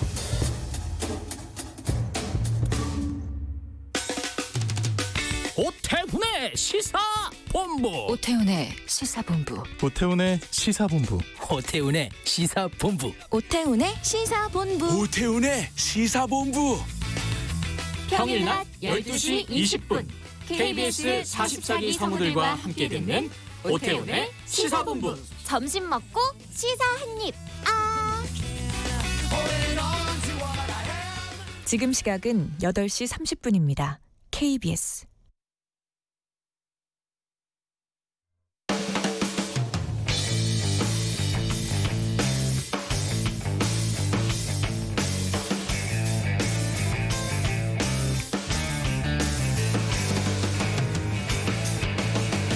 김경래의 최강 시사.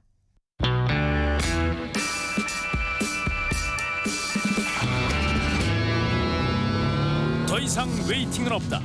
박대기의 고속 경제.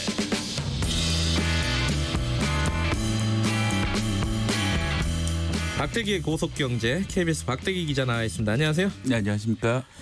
오늘 부동산 얘기. 부동산 얘기가 굉장히 커져버렸어요. 그죠? 6.17 대책 내놨는데 반발이 국민적으로 약간 저항의 느낌이 있어요. 이게 뭐 효과가 있니 없니부터 시작해가지고 제대로 된 정책이니 아니니. 그 와중에 김현미 장관이 청와대에 불려갔단 말이에요. 네, 지난주 목요일이었죠. 원래 이런 일은 그렇게 자주 일어난 일은 아니잖아요. 그렇죠? 네, 그렇습니다. 일단 어떻습니까? 이번 대책에 대해서 다들 어떤 반응이나 시장 평가는 어때요? 네, 일단 이번 대책이 나오자마자 꺾이지 않은 건 사실입니다. 아파트 거래량이 급등했고요. 거래량은 일단 급등했다. 예. 원래 이제 거래량이 급등하면은 가격이 좀 오르는 신호가 되는데 6월달 아파트 거래량이 올 들어 월별 기준으로 가장 많았습니다. 벌써 이제 9천 건이 집계가 되는데요. 네. 특히 이제 노도강 금강구라고 하는 이제 서울 외곽 지역 노원구가 1,100건으로 이제 9천 건 중에 가장 많았고요. 네. 특히 이제 노원구 같은 경우에는 5월 거래량이 2배 정도 됐는데 이 중저가 위주로 거래가 많았고 또 하나는 이제 토지 거래 허가 구역이 된 이번 그 삼성 대치 청담 잠실동에 있는 강남구와 송파구도 올해 가장 많은 거래량이 됐습니다. 이거는 결국 이제 사기 어려운 식으로 규제를 묶어버리니까 그 전에 마지막으로 사겠다. 뭐 이런 식으로 좀 그 한정품 마케팅이라고 하잖아요. 스타 뭐 별 무슨 다방 가방이 귀해진다 그러니까 막 사려고 하는 것처럼 리미티드 에디션. 이제 뭐 갭 투자도 막아버리고 또 이런 지역에 구입을 막아버리니까 그 실제 규제가 발동되는 날하고 발표일하고 좀 갭이 있었거든요. 그 사이에 이제 많이 거래를 한 것 같습니다. 그러다 보니까 이제 강남구 대치동 뭐 레미안 대치 팰리스 전용 면적 60제곱미터가 평당 1억 이상에 팔렸어요. 이게 서울의 두 번째 사례가 되는데 평당 1억이 넘어요? 네. 이게 이제 2억 2천 그러니까 기존 지난해 10월보다 2억 2천만 원 높았고요. 뭐 그렇게 팔렸는데 이 대치동 학원 때문에 대치동 지역이 많이 최근에 좀 인기가 있는데 이건 아무래도 이제 정시 늘린다고 하니까 이제 강남으로 다시 가시는 분들이 많은데 이 지역에 다 오래된 아파트만 많습니다. 뭐 음마 아파트라든지 이런 있는 곳이었는데 유일하게 신축 아파트다 보니까 갑자기 가격이 많이 오른 것 같습니다. 그런데 오름폭 자체는 좀 둔화되긴 했습니다. 이제 6월 다섯째 주 한국감정원 시세를 보면요. 수도권 주간 아파트값이 0.16% 상승했는데 그 전주가 0.28%거든요. 그래서 바로 가격이 떨어지는 건 아닌데 오름폭이 좀 내려가는 건 맞는 것 같습니다. 그래서 이 대책 자체가 뭐 기름을 부었다라고 말하기는 전 좀 어렵지 않나 생각이 들고요. 다만 이제 김현미 장관도 말했지만은 대책이 발표될 때하고 시행될 때하고 또 시차가 있기 때문에 그동안 마지막 물량이 좀 소화되고 있는 그런 단계인 것 같습니다. 근데 어쨌든 이게 평가를 완전하게 내리기는 좀 어렵지만은 네. 좀 이를 수도 있다고 볼 수도 있지만은 어쨌든 대통령은 장관을 부른 거예요. 네. 그럼 불렀다는 말은 약간 질책의 의미가 크지 않겠어요? 아무래도 그죠? 네, 그렇습니다. 이제 대책을 내놨는데 예. 뭐 대책이 좀 불만족스러운 점이 있기 때문에 불렀겠죠. 특히 이제 지난주 부른 날이 목요일이었는데 네. 그날 아침에 리얼미터 여론조사가 나왔었거든요. 네. 대통령 지지율이 49%가 나오면서 15주 만에 50% 아래로 떨어졌는데 네. 아마 이제 여당 쪽에서는 이게 결국 부동산 정책이 좀 문제가 있기 때문에 네. 지지율이 떨어지는 게 아니냐.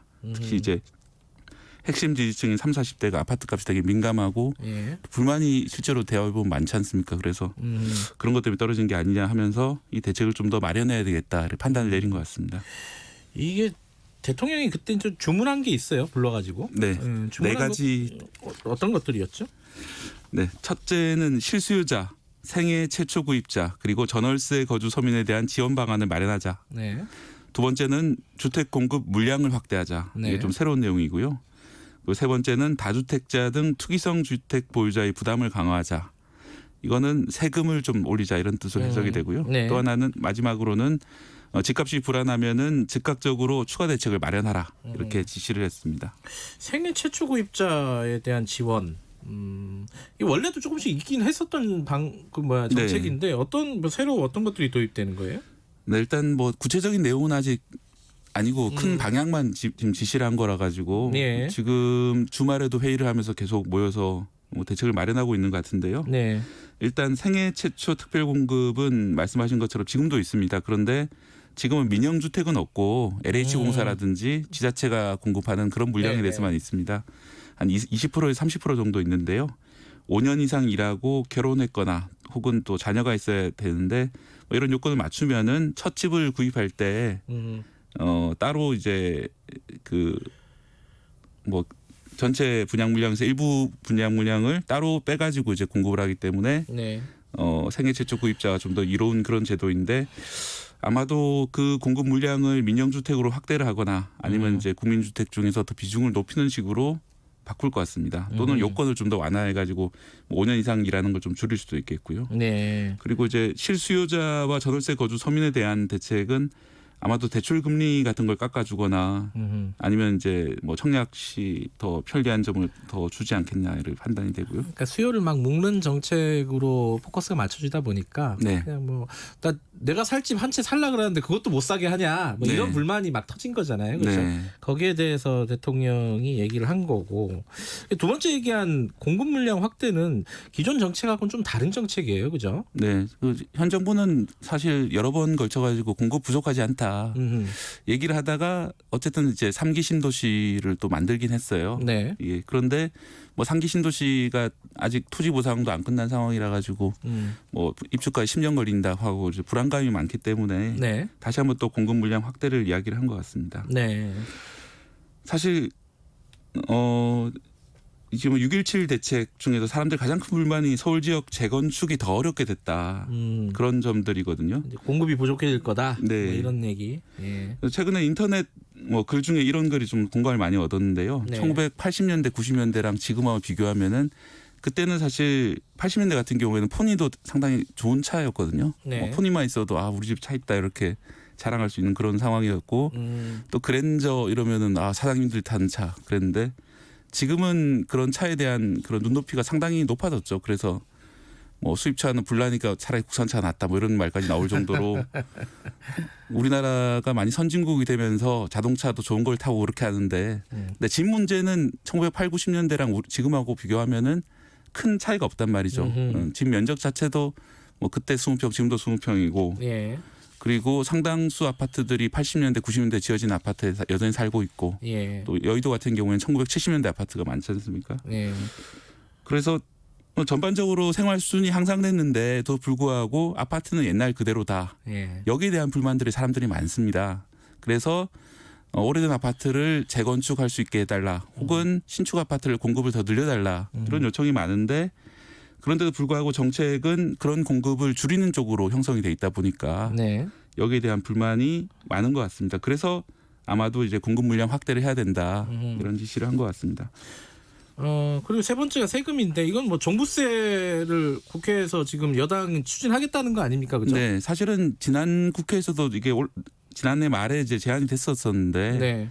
지난 국회 통과 안 됐던 걸 이번에 아마 다시 통과시키려고 할 것 같습니다. 0.5에서 3.2%가 지금 세율이거든요. 네. 그거를 최고 0.8%포인트 올려가지고 4%까지로 하겠다. 뭐 이렇게 돼 있습니다. 네 번째 뭐 즉각적인 추가 대책이야 뭐 계속 내겠다는 거고. 네. 근데 이 와중에 뭐 정부 여당 입장에서는 굉장히 좀 안 좋은 사건이 하나 있었죠. 이게 청와대나 이게 고위공직자들이 자율주택을 갖고 있는 사람들이 여전히 많다. 네. 안 팔았다.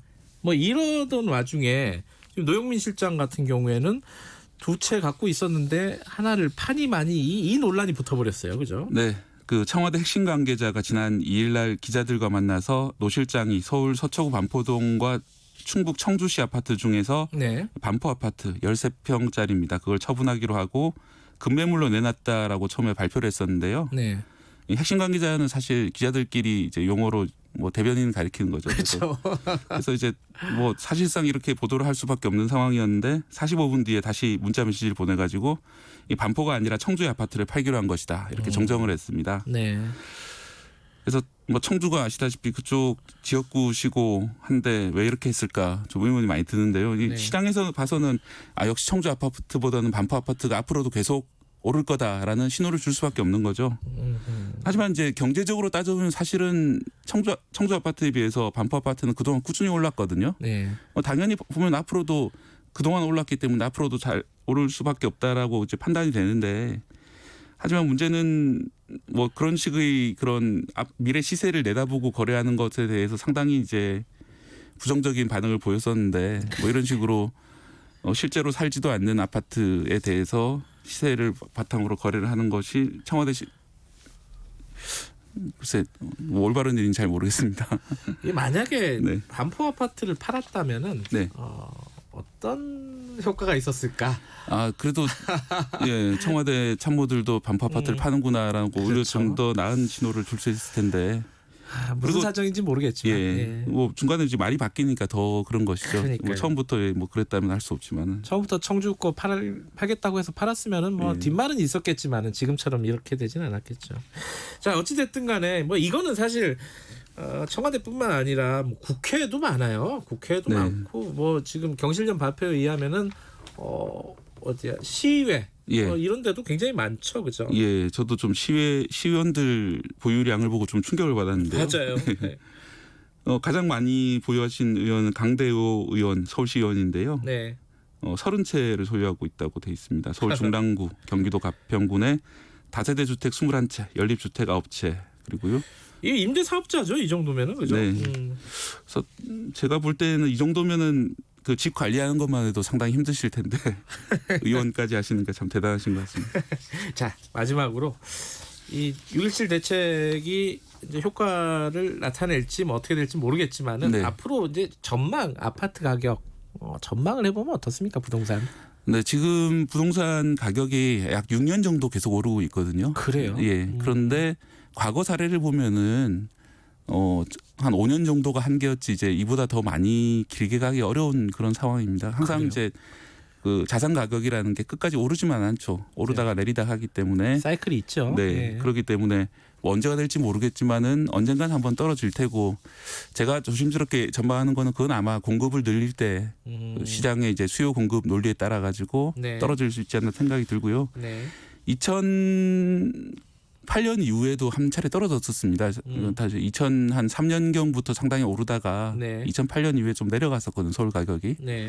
그 내려갈 때는 사실은 더 이상 집을 사면 안 된다 이런 게 상당히 많이 퍼졌었죠. 그렇기 때문에 시장이라는 게 항상 오르기만 하는 건 아니기 때문에 현재 이제 소유하지 않다고 해서 너무 좌절하실 필요는 없지 않나 생각이 들고요. 네네. 다만 이제 적절한 대책은 계속 수정해서 발표하는 게 맞다라고 생각이 듭니다. 그래요. 뭐 정책이 4번이 됐든 20번이 됐든 뭐 그거 갖고 싸울 일은 아닌 것 같고 제대로 된 정책이 나오는 게 중요하겠죠. 네. 자, 오늘 여기까지 듣겠습니다. 고맙습니다. 네. 박대기의 고속경제 KBS 박대기 기자였습니다. 김경래 최강시사 듣고 계신 지금 시각은 8시 43분입니다.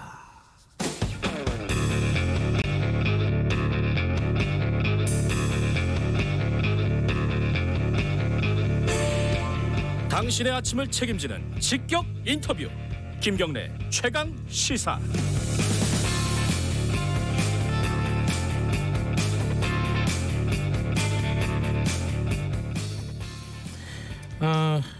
변이수 하사라고 기억을 하실 겁니다.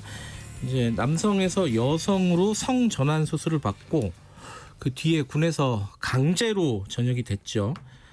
본인은 계속 국방 자기는 이제 복무를 하겠다라고 얘기를 했는데 이게 또 마지막에 전역 처분 취소 신청을 했는데 이걸 기각을 했습니다. 군이.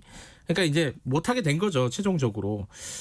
뭐 그 다음에 남은 절차는 뭔지 그리고 여기에 대해서 어떻게 생각해야 되는지 오늘 오랜만에 모시네요. 군인권센터 임태훈 소장님 나와 계십니다. 안녕하세요. 네, 안녕하십니까. 지난 3일인가요? 그 변호사가 이 강제 전역을 취소해 달라고 이제 청구를 한 거잖아요. 군한테. 네, 소청을 한 거죠. 소청을 했는데 네. 그거를 결과적으로는 기각을 했다. 네. 이게 이제 최종적인 결정이 돼 버리는 건가요? 어떻습니까? 군에서는 최종적인 결정이죠. 그래요. 그다음부터는 소송으로. 그렇습니다. 행정 소송을 해서 이제 승소를 해야지만이 네. 복직 결정을 받을 수가 있는 것이죠. 일단 그 군에서는 이거를 기각한 뭐 명분이 있을 거 아닙니까? 이유가 어떤 거라고 설명을 해요? 군이 참 육군이 이제 인사소청 기각하면서도 궁색했을 겁니다. 왜냐하면 본인들이 전역 처분을 할 때는 남성으로서 네. 음경과 고환이 없기 때문에 네. 군인사법상 이 심신장애로 규정을 해서 전역을 시켜버린 것이거든요. 강제 전역할 때는 네, 그렇죠. 남성인데 뭔가 그 군에서 규정한 남성에 적합하지 않기 때문에 그러니까 신체 장애가 있다고 본 거죠. 남성인데 이제 생식 능력이 없기 때문에 장애가 있다라고 해서 심신 장애로. 네, 예. 그렇습니다. 그런데 이번에는 그로부터 19일 뒤에 청주지법이 예. 이 성별 변경 허가를 해줬습니다. 근데 여성으로 완전 인정을 해준 거죠. 예, 여성으로 인정했는데 그 과정을 보더라도 사실은 법원이 어떤 결정을 했냐면요. 네. 성장 과정이나 이제 성전 수술 받는 과정, 뭐 호르몬 치료, 네. 또 어린 시절부터 군인이 되고 싶어하는 점 그리고 앞으로 여군으로서 계속해서 복무하기를 희망하는 점들을 복합적으로 고려해서 네. 성별을 변경해줬거든요. 네. 그러니까 사실은 군이 굉장히 너무 빨리 전역 조치를 취한 것이죠. 법원에 이런 결정이 있기 전에 남성으로서 빨리 이제 심신장애를 뒤집어 씌워서 전역을 해야 되니까 나중에 성별이 변경되면은 여성으로서 심신장애 될 수 없으니까 네. 법원 결정 전에 했다고 보고 있고요. 네. 그에 앞서 기억하시겠지만 인권위가 이례적으로 거의 하루 만에 네. 긴급 구제 결정 조치를 하지 않았습니까? 그것도 사실은 이제 기본권 침해가 우려되기 때문에 네. 전역 심사를 3개월 동안 좀 연기해 달라. 전역 심사를. 네. 예. 왜냐하면 인권위가 좀 조사 좀 해야겠다. 근데 지금 전역 조치에서 만약에 전역이 되면 이것은 성별 정체성에 의한 차별 행위의 개연성이 높다라고 네. 사전에 이미 인권 침해의 개연성이 높다라고 인권위는 본 것이죠. 그러니까는 우리 군이 굉장히 당혹스러웠던 것 같아요. 이런 전례가 네. 입법 전례도 없고 법률 규정도 없다 보니까 빨리 우리 군에서 더 시끄럽기 전에 내보내야겠다 이런 생각을 한 것 같습니다. 그래가지고 어쨌든 그 처음에는 아까 말씀하셨듯이 남성으로서의 심신 장애를 들어가지고 전역을 시킨 건데 네. 요번에 결정할 때는 남성이 아니잖아요. 법적으로도 그렇죠. 그렇고 생물학적으로도 그렇고. 네. 그럼 이번에는 참 이게 참 논리적으로는 어렵네요. 그 군에서는 그죠. 그러니까 논리적으로 궁색한 거죠. 사실은 그 인사소청에는 군인만 들어오는 게 아니라 법원의 판사도 들어오거든요. 아 그래요. 그 지역에 있는 판사가 들어오는데 판사조차도 되게 이상한 질문을 했다 그러더라고요. 근데 저희가 법률인단을 꾸렸어요. 변호인단을. 네. 변호인단 대부분은 이것이 성별이 이제 바뀌었기 때문에 네. 기존 처분이 무효라는 것을 사실상 육군본부가 시인해야 됨에도 불구하고 네. 그거는 난 모르겠고 예. 우리가 원처분한 거는 정당해. 그 남성으로 보는 거죠, 여전히. 그렇기 때문에 행정법원에서 이제 소송의 쟁점은 여성으로 볼 것이냐, 남성으로 볼 것이냐가 쟁점이 될 것이고요. 네. 그리고 중요한 것은 심신 장애가 있다 하더라도 반드시 다 전역하는 것은 아닙니다.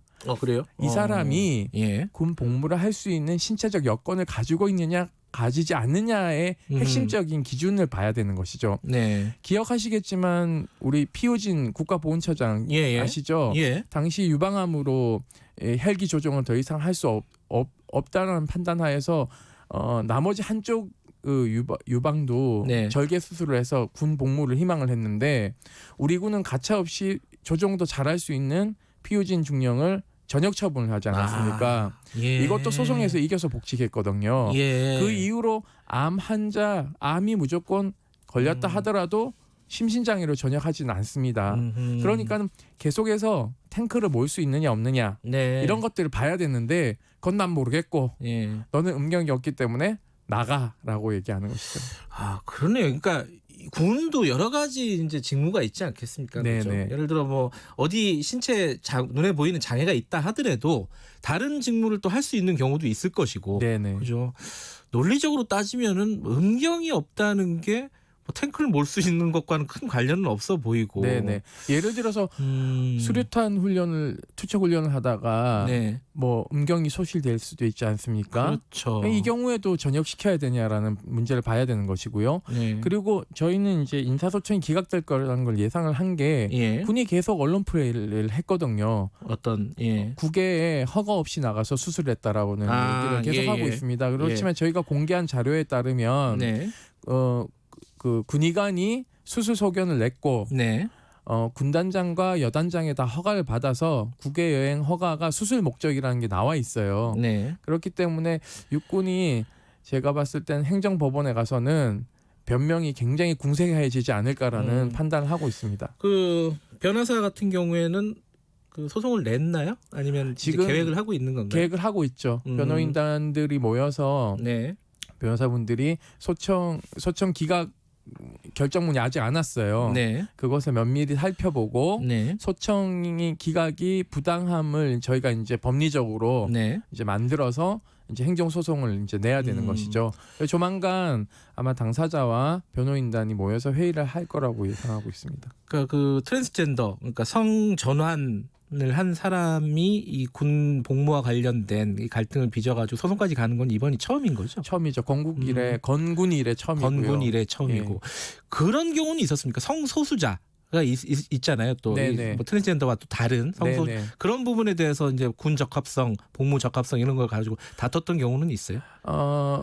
성전환자에 대한 부분은 네. 이제 성별 주체성 장애로 해서 네. 이제 전역을 시키는 게 우리 군의 예. 입장인데 그 전에 이제 남성 동성애자나 여성 예. 동성애자란 이유만으로는 네. 전역 처분한 사례는 없습니다. 그래요. 네.